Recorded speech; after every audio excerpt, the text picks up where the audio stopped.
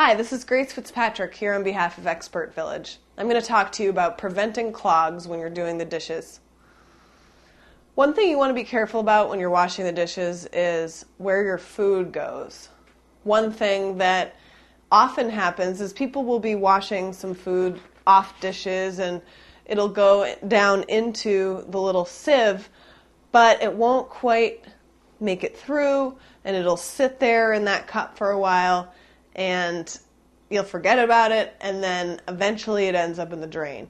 Or perhaps your sieve has big holes in it and the food just goes right down. Well, that actually is quite a big problem. What happens is over a long period of time, and in some cases not so long, your sink will become clogged. And this is something that happened to me after I used a lot of coffee grounds. It's easy to forget that coffee grounds are actually food. And when we rinse them out, say we're rinsing out our French press or something like that, coffee grounds easily slip through and go down the drain. Well, eventually those coffee grounds are building up and they're not just going nowhere, they're becoming an enormous clog, and that's a real problem.